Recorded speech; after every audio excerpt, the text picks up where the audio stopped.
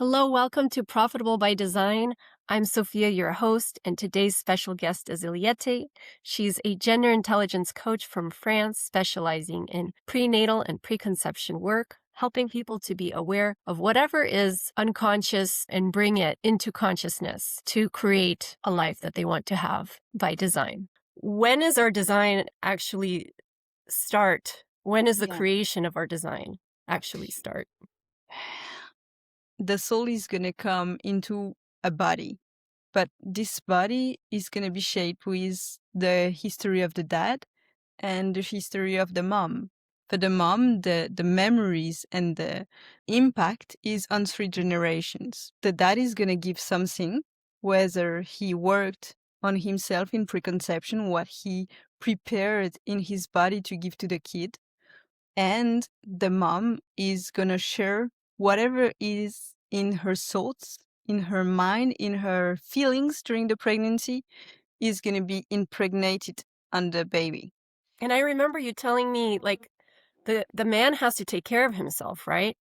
Like, Mm-hmm. months before they plan to Yeah, conceive. So there's an intention. definitely. Yeah, the sperms take 3 months to be functional, like to be created.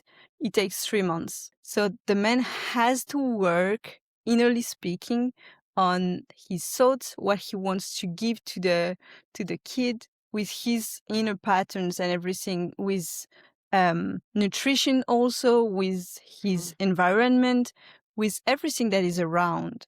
He's really preparing the foundation, the body of his future kid. If a baby comes into this world, and maybe it's not necessarily unwanted, but it's not given the proper care, it wasn't expected. So it's like, what's missing in the design? Like, what is the child now have to deal with for the rest of their life? What are the setbacks? So most of the time it's going to be a child with a high survival mode. And then when the brain is wired with a lot of survival mode, it's much harder to smell the roses and just to relax, to enjoy life, to be happy. Doesn't mean that it's not possible to go out of survival. It just means that it's going to take a much more inner work and introspection and observation of yourself to go there. The babies Mm. with raised with consciousness during the pregnancy are like more calm, more peaceful. They don't need to scream out to communicate with their parents, Mm. because also there is the awareness of the parent to understand what the baby needs. So you mentioned the design of woman when she's pregnant. She shouldn't be working so hard. She should be resting. There's a reason for our nature and our needs, and we do need to fill our own cup. That's the way I explain it. So, Sure. being a woman in business or with a career or being an entrepreneur and having a child, being a parent, what does that mean in our female design? I mean, we want to be great, at our careers, but at the same time, we feel like it takes away from being the parent that the child needs. So where's that balance and what do we need to lean into? There is one time for having a business and working your business out and everything. And there is one time to understand that the most important business in is to build up a body. And it's a Mm. 24/7, no break. So what do women need to do more of or less of? Listen to themselves. But this has to start before the pregnancy. Like if you're not Mm. able to just stop whenever you need to stop, and I know why I'm saying that. Like I've been there, you know. Yeah. So this is something I've said to many women. Okay, you have some contractions now, it's being hard, and sure, you need to work more, but just take some breaks in between your day. Take some half an hour break and just talk with your baby. Say that it's important that the baby stays inside and that everything is going to be quiet around, that you can be full connected with your baby. And then doing this for a few days, few weeks, the contractions just stopped. So this is really something important. You don't have to stop working if you still want to, but it has to be want and not have to. Mm. Because if as a mom you are not, it's like, let's give an image. Uh, the mom is pregnant of the baby. The dad has to be pregnant of the mom. Wow. And this is creating harmony in the family. You know, it's like Russian puppets, where the small one Yeah. is inside and then the bigger one and bigger one and bigger one. It's the Wow. same. And society should be pregnant of the dad, Huh. you know? But it's a way of, we have to rethink everything in society. Yeah, because the norms now do not benefit us. They Uh-huh. exhaust us and leave us depleted, and we're expected to perform. We're expected to be great at all we do, but that's not our design. Yeah. And there's often a breakdown. What are some things women can do? Because a lot of times women are giving and taking care and doing all the things, but what should they focus on to fill their cups? Well, if they already are in a relationship, they have to know that they don't have to nurture their partner. They have to nurture their kids, uh, feed the connection with their friends, do many things for others, but not with their partner. The partner is the one feeding her, like he's the one Mhm. leading, taking decisions, but they have to agree. Like if she cannot lean into him, then why could she be safe to have a baby and stop working and like do less? She first has to be able to just relax and say that she can rely on him for him to assume everything that has to be assumed around while she is for 9 months, day and night, every day, just bringing Mhm. this baby, like creating this body. It's one body. You have one for your entire life. Yeah. And what are the things that he can do for her? How does he pour into her to give her the support? Well, uh, to me, this is for before the conception, Yeah. you know, finding the balance in the Yeah. relationship. And this can be different for different couples. Not everyone has the Mm. same needs and everything, but he can do very simple things: message her, take care of her, prepare some things for her, um, help her with different things. But then she also have to be able to ask for what she needs. He cannot read her mind. Mhm. He can guess, but most of the time when there isn't this sharing, deep sharing between the man and the woman, what the man is gonna guess is not what the woman expects. But Right. then for years she's just gonna say, "Oh yes, it's amazing, that's so beautiful, thank you." But it's not what she needs. But if she just say, "I need this or that," then the man can pick it up and do it for her. And then she will be happy because this is what she needs and what she wants. Yeah, I know so many women have a problem with asking, and I don't know what it is, but they don't wanna ask for they want it, but they don't wanna ask for it.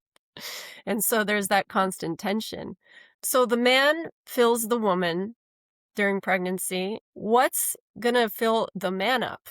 Where does that come from? What are his needs out of curiosity? The love that he sees in the eyes of his woman. This is Wow. the fuel he can have to rise mountains. Wow. Yeah. If she's able to recognize what he does, this is enough for him. If she's loving him whenever she looks at him, this is enough for him. He doesn't need more.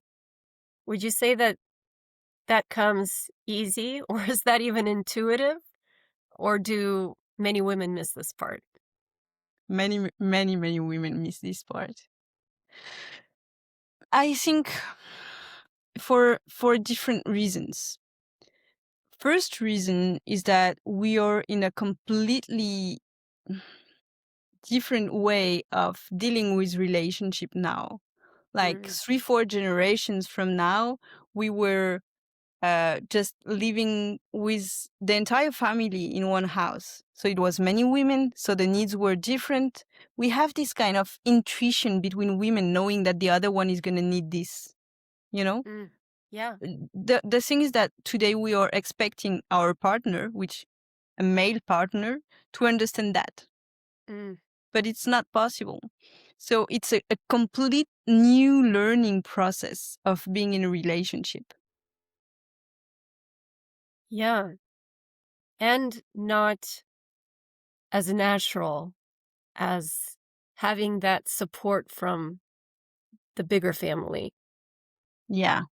Yeah, definitely. So we need to create new ways of being together with more consciousness, with more awareness of the other one, of the responsibility of my own needs.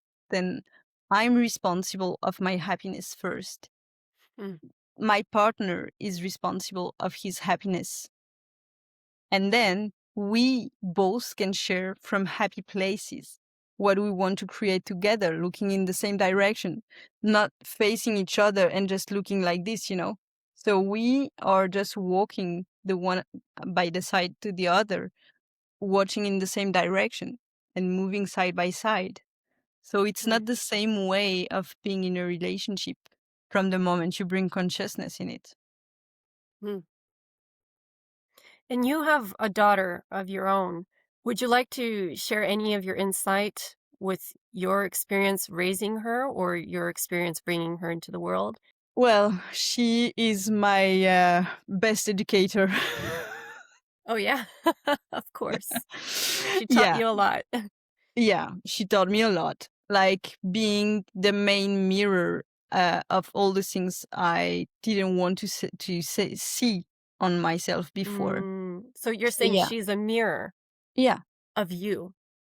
she's a mirror of like the kids are just reproducing what they see. So Uh-huh. if you are Right. still have some behaviors from your parents, from your childhood that you don't want to reproduce, then your children are just gonna mirror it to you. Hmm. So you're like, oh, why is she doing that now? Ah, this is because I behave like this, but I Mm-hmm. was not aware of it. Then I can Mm. change my behavior, change my awareness, and then bring something new and magical. In 1 day or two, she changes. Do you have an example you could share of something that happened recently where you Mm, changed a behavior? I'm going to share something very funny and that everyone can relate to. Okay. 1 day I was with a friend uh, and we were baking a cake. So a really common example. And I used to beat the white eggs, really fast because I'm Mm. used to it since a long time. And then my daughter takes it and does it the same way, but she puts it everywhere. And I was like, oh, no, no, no, but why do you do that?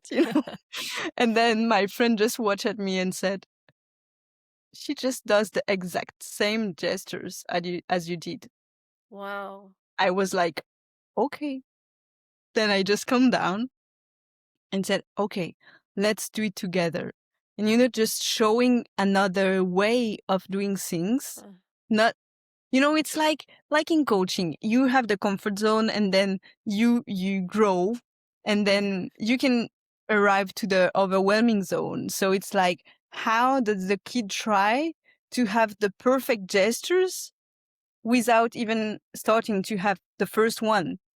Mm. So as a parent, I have to adapt and change the way I show her things. Yeah. And then she can, from this point, learn and improve every moment. Yeah. How interesting. So you could basically shape her future and shape who she becomes. Yeah. Every single day. This is to me the beauty of parenthood and also the immensity of work that is Mm. just you are responsible of everything that this kid is going to learn. Of course, you're not the only one. Of course, there is school, there is the other parent, there is everyone around, grandparents and everything. But you are like the mom from 0 to 7 is the first example that the kid is going to follow for everything. Hmm. This is so interesting. Tell me, Helyette, how did you get into this? Like, were you born with an inkling of there's something more in this life, or was there a life event that happened where you were brought to the water and the world opened up to you? Tell us a little bit about your story. Mm. I would say that there are two events that brought me there at the first place. First one is when my dad passed away, I saw his soul going out of his body. Wow. I was just finishing my studies, full scientist mind, no, nothing else, just science. And then I saw his soul going out of his body. I was like, oh, what's that? It's not possible. And I was sure that my sister saw it also because it was so obvious. It was there. And I was like, maybe I have to look for some other informations. Maybe there are things that I don't know yet and that I have to learn or understand what was that, you know? Mm. So this was the first one. And you're Then telling me you were in school learning science studies, or what were you studying at the time? yeah, I was just finishing my studies about solar energy. So I was studying how to use the sunbeam to cook, basically, with reflection, with mirrors, with light. And it happens that today, this is the core of my practice, using the inner sun with the person, meaning coach or therapist, or it doesn't matter what you name this person, as a mirror. And more Mm. you are a mirror, more you can share to the person the light that they are emanating. So when you were studying solar energy, the science behind it, like you said, to cook, or are you studying solar energy as the energy within us, the inner light? At this moment, I was just studying physical Oh, solar energy. physical. Okay. Yeah, I just So you breathed. were not expecting to see the soul of your father. No, definitely Okay. not. I bridged this gap 10 years Later. after. Yeah. Interesting. Okay, Yeah. so the first event was seeing your father pass and seeing his soul. And how did Yeah. the soul look like? I would say it's kind of a blur shape. Like when you Mm, look at a fire and you see this moving thing above the fire, mm. then it was something similar. Yeah, like maybe this energy, this blurry energy that's moving Yeah, and definitely. alive. Okay, and then what is the second event that happened? So the second event was when my daughter arrived in my life, how I felt her right after the conception. Like 3 days after, I knew she was a girl and I was pregnant. And then it was like this for less than 6 months because she was born premature, and I had the entire movie of the birth delivery. When I gave birth, I knew exactly how the story would unfold. And I was telling the doctors, no, it's going to be this way. No need for this, no need for that. And it Really? was like, So you had an what? intuition. Yeah. So at conception, all of a sudden you had this intuition about how everything was going to play out with the pregnancy and the birth of your daughter. No, for the birth, it was like 2 days before the Oh, birth two happened. days before. Yeah, so the Mm. pregnancy unfolded. I was working in a 5/9 work job, Oh, full time. a Yeah. full-time job, and it was like stressful with responsibilities. And I was just into my work, and pregnancy is not a disease, so I can work till the end, and Yeah. everything is fine. But my body was saying, no, this is not, and I was Huh. not listening. So this was one really good teaching for me to Wow. know and discover how to listen to my body. And what was your body telling you during pregnancy? Stop. Stop working? Yeah, And just start doing what? stop running everywhere, just rest. Yeah, Like rest. I was having a hard time just sitting down on the couch and doing nothing. So I would just go up and wash dishes, and I was washing one plate and having two contractions. It's like, okay, just need to stop. Mm. Tell us a little bit about your insights from your learnings. When there is no medicine in the birth, women really become a door to the divine. Wow. So you had no sort of help with the pain medication. No. And I was so connected with my daughter at this moment during the birth that Wow. I I was sharing this with women around me during 3 years. But at one point, I realized that, well, what I lived doesn't seem to be normal. Then I started meditating and asking for insights, like how can these women have the connection with their baby before giving birth? How Mm, is that possible? And then I received a lot of tools, a lot of things to do for the women to connect with their babies.